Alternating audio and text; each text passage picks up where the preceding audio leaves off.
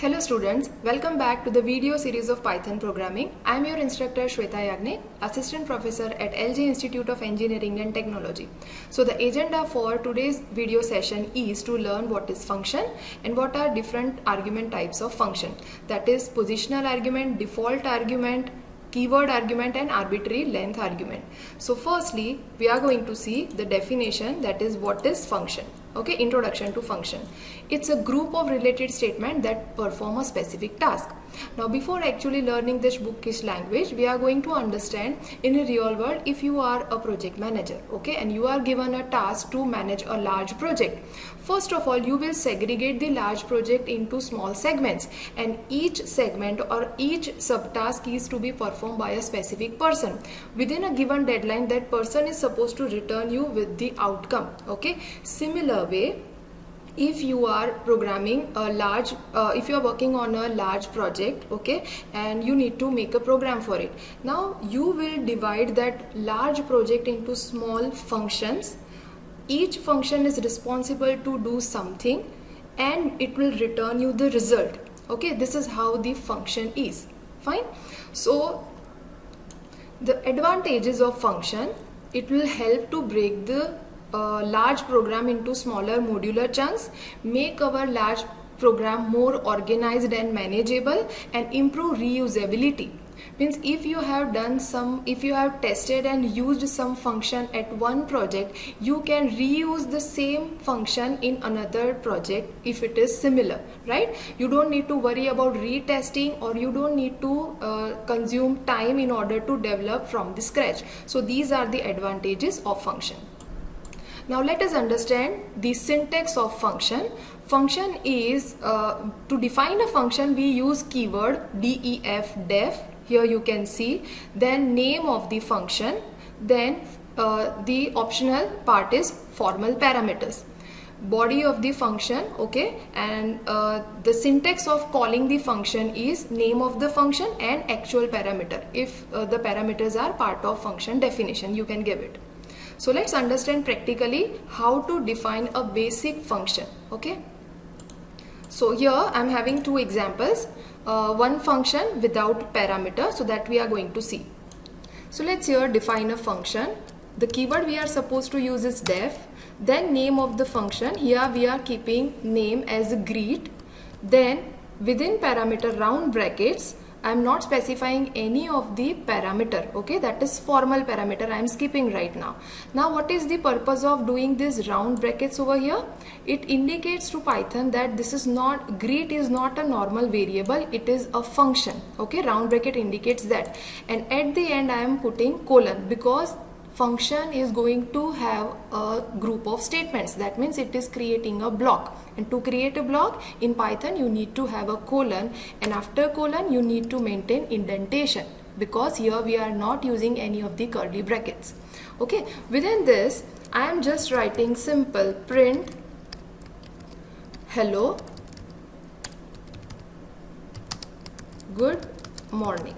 This is the simple message I want. Okay, I am saving it and trying to compile the file. Okay, the name of my file is function.expy. Okay, ex and .py is the extension of Python program. Okay, so here I am not getting any output. Can you guess what will be the reason? Because here we have here not mentioned the call of the function. We have defined the function but we have not made a call. So let's go back to the program and correct it. So here we are going to write, we are out of the block because function definition is over.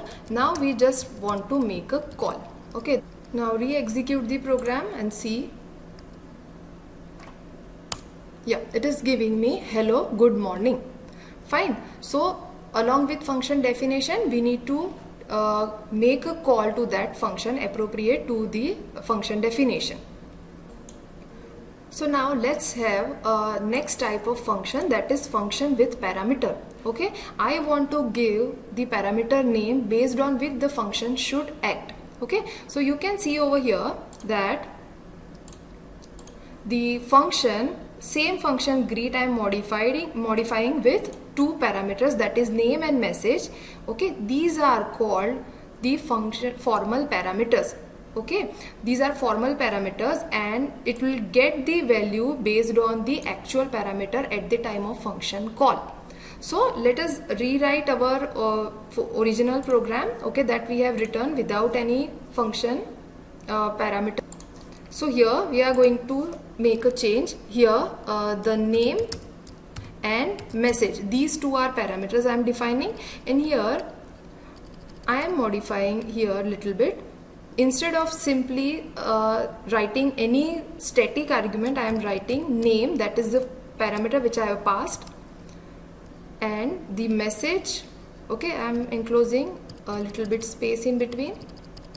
This is string concatenation I am using, and here I am using message. Okay, so and at the time of function call I am passing appropriate message. So here I am writing Shweta, and then I am writing how are you, and I have saved the program and let's run it. So Shweta, how are you? This is the message given by the function, right? So I have used over here parameterized function. Okay, next instead of working just on string, I am now making a function to do some little bit mathematical work, that is additional thing. Okay, so let's clean it and define a new function, okay, called add, and here I want to add two numbers, so say x and y, these are my parameters, and colon, indentation, for that one tab is given, and here c is another variable which is going to store the value of the addition of x and y, and at the end I want to print this c, that is the addition. Okay, this is end of the function, and here I am making a call to it, and I want to make a summation of 3 and 4. These are the actual parameters which I am passing. Now I will execute the code. So answer is 7. That means two parameters which are passed during function call got summed up, okay, and printed by the function. The next type of function is function with return statement. Okay, now let us understand one scenario. If I am asking one student to do addition of two numbers, okay, and I am telling that student that after adding you just write the answer on the board. This is one scenario, okay, and in second scenario I am asking same student to do addition of two numbers, but he is supposed to tell me the answer and I am supposed to write on the board. So in that case, after giving instruction I will wait until that person will respond to me, because ultimately I am supposed to write on the board.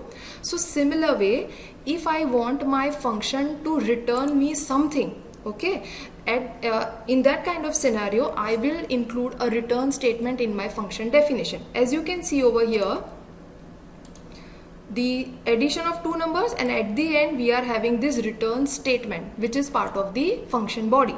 So I hope you understood how and in which scenario we are supposed to declare a function with return statement. That completely your call, that it is completely your call to decide whether to have a function with return value or not. I hope you can remember the function, inbuilt function like a type function which will return the type of the variable, okay, the length function string which will return the integer value which represents the length of the string. So such kind of function returns a specific value, which the work which is assigned to it. So here we are going to make one change. Instead of directly printing here, I am going to return C, okay, and here if the function is returning something, I need to have one variable where it will get accepted. Okay, C is equal to add a plus 3, 4, and here I want to print the value of C on my output. Okay, so let us do that. Similar answer is same, but the way of doing program, way of defining function is little bit different. Now Is it compulsory to return a function a single value? Suppose, get back to the same example which I have given you earlier. I have asked a student to do summation of two numbers and subtraction of two numbers. Then in that case, that student will give me two answers. One is with respect to addition and second is after doing subtraction. So similar things can be done by the function. That means if I want to return two statements, two outputs from the function, can we do that? Yes, we have provision in Python that function can return multiple statements. Okay, so see in this example where addition and subtraction, two operations are being performed in function, and in return statement I am giving a comma separated outputs. Okay, that is sum and subtraction, both return statements. Here at the time of function call, obviously the function is returning two value. I am supposed to have two variables to accept individual value. Okay, so let us understand this.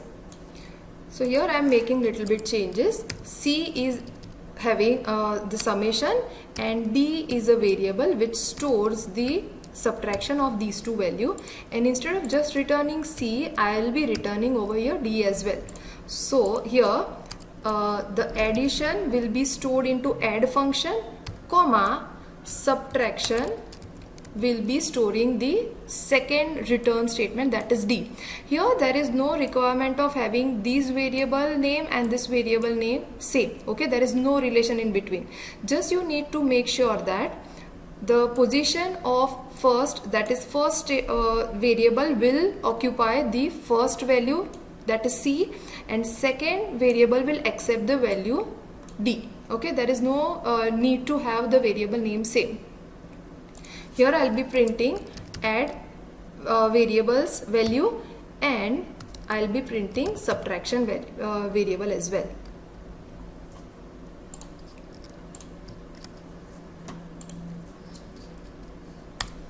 So answer is 7 and minus 1. Okay. So now what will be,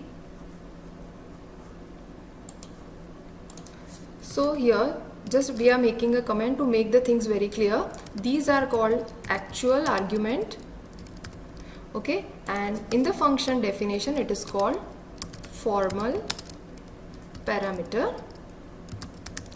Okay, now when we are passing this 3 will be assigned to x and 4 is assigned to y. This is similar to having assignment statement, that if I am writing x equal to 3 and y equal to 4, it is having same impact. Okay, so now the next topic that we are going to see is the types of function arguments. Okay, the positional argument, this is the first type, that the number of arguments and their position in the function definition should match exactly with the number and position of the argument in the function call. That means you cannot interchange the position. If the value function is expecting x and y in that order, you are supposed to make a call at the time of function call in the similar way. Okay, here just one example is given. Attach is a name of function. S1 and S2 are two formal parameters, and here I am doing concatenation operation, and attach is a function call. Now just pay attention over here. Attach is a function call. The first argument, that is Shweta, will be assigned to S1 and Yagnik will be assigned to S2. If I make any mistake while calling a function and passing the actual argument, it will give me different result, not the expected one. So positional argument will have impact based on the argument which is passed based on position. Okay, so let's understand it. So I am revisiting the same function, but here I am writing what is my intention. Okay, if I want 3 plus 4, okay, and I want 3 minus 4, then your first argument, that is x, must be 3, and second argument, that is y, must be 4. Okay, but if I by mistake interchange it, that is here I have mentioned 4 and here I have mentioned 3. Okay, with respect to addition it will not make any change in result, but here I wanted 3 minus 4, but it will give me what? It will give me 4 minus 3, which is wrong because 3 will be assigned to y and accordingly the operation will get carry forwarded. So you need to be very much sure while calling a function when positional arguments are there. Now next type of argument is the default argument. Okay, we can provide a default value to an argument by assigning assignment operator in formal parameter. Okay, when we are defining a function we can give a default value to specific parameter. Okay, suppose at some time if I forget to give some value, okay, at the time of function call, the function should not give me any error because it will be considered a default value. Okay, and if you are giving a value for the default parameter, the default value will get overridden. Okay, here in an example we can see that the default value for message is good morning. Okay, and a name is not having any default value. That means I am supposed to give its value compulsorily at the time of function call. So this parameter is not optional. Okay, as you can see over here also. But the second parameter in this function call, first function call, where I have not mentioned what is the value of message, in that case what will happen? The default value of message variable will be good morning. And in the second function call you can see that how are you doing is the value which I have passed. So the message original default value will get overridden. Okay. Okay, say greet, and here name is my first parameter and age is second parameter, which default value I am specifying is 20. Okay, colon, print name. I'll be writing one message, that is name is this concat value which is passed in the function. And the second message that I want to display is age is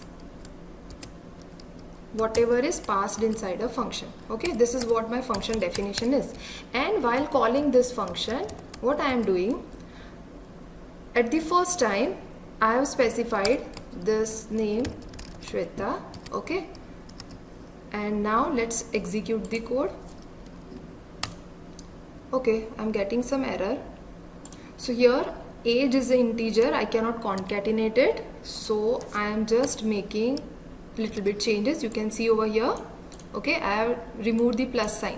Okay, because it is not a string, we cannot concat it. So now re-execute the program. Okay, and it is giving me name is Shweta, age is equal to 20. Now if I have not made this parameter as a default and if I forget at the time of function call, okay, what will happen? What is your guess?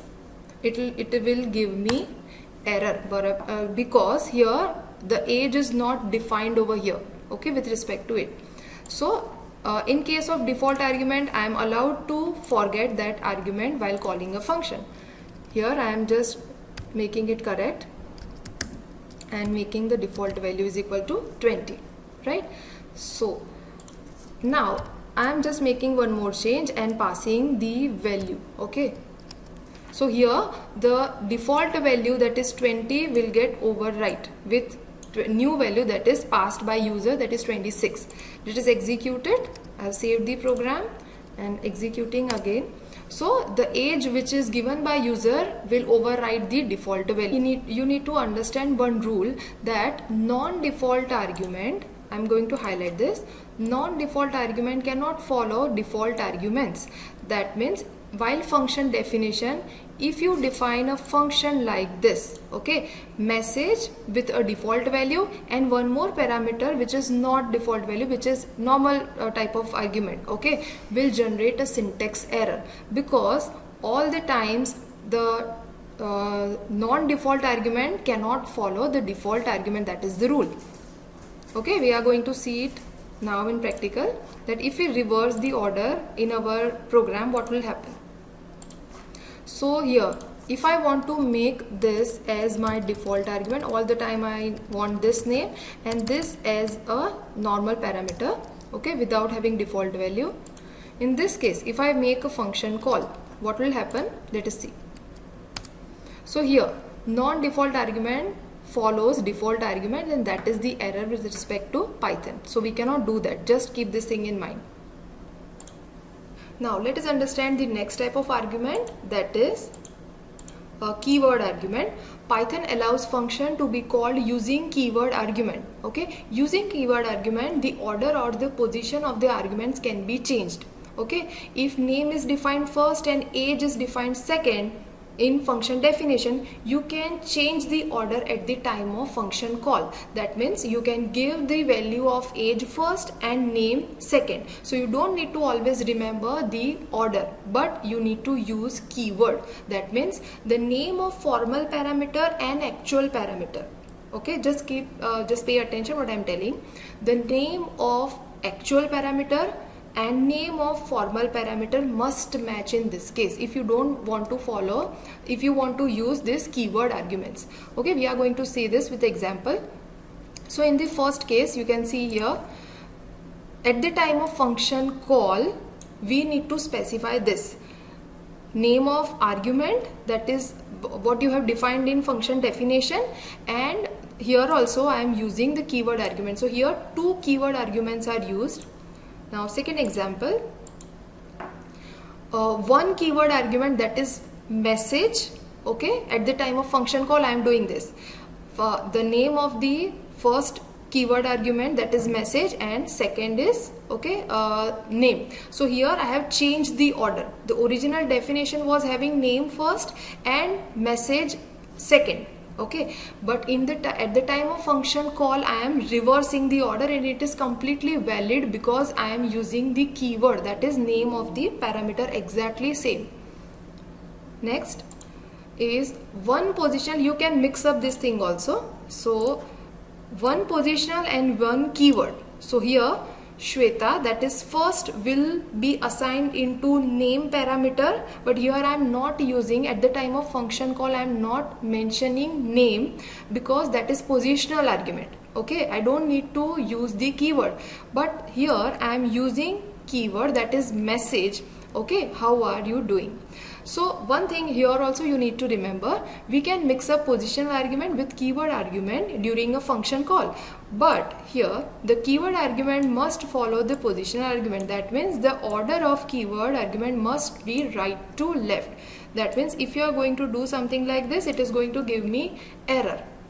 Here what I have done, the mistake is name is Manav, but the second is a positional argument, which cannot be, we cannot make a call something like this. Okay, so the order of keyword argument must be right to left. So in this program only I am going to make some of the changes in order to make you understand the keyword arguments. So here I am removing a default argument, and at the time of function call I am making a keyword argument. Okay, the first thing which I want is name equal to this, because I want to assign Shweta to name. Secondly, I am using age equal to 26. So here age, this age and this age must be same, and this name must be same. If I by mistake do something like this, okay, it is not valid. Let us see it. So it is going to give me error. Okay, so I will make a change. So here I am going to make a correction, name, okay, and age equal to this. Now my code is perfectly okay. I am going to execute it. So correct output is given. Now I am trying to change it a little bit, and firstly I will be giving age, that is I am going out of order. First I am providing value for age. Now I am providing suppose 30 and name equal to Shweta. So here I am going out of order. I have saved the program and execute it. so the output is similar. Okay, so we can go out of order by using keyword argument. So the last type of argument, that is an arbitrary argument or variable length argument. Okay, now if there is a situation where I want to make summation of two numbers, which kind of function you are going to have? Add, then two parameters x and y, and then you will be having one statement c equal to x plus y. This is what you will come up with the solution. But now if I tell to write a function which will add up three arguments, now are you going to have a second function definition that will accept x, y and z? Okay, and c equal to x plus y plus z. Now if I be more demanding, okay, and I give you one more task to add up 10 arguments, 15 arguments and onwards. So what will be your solution?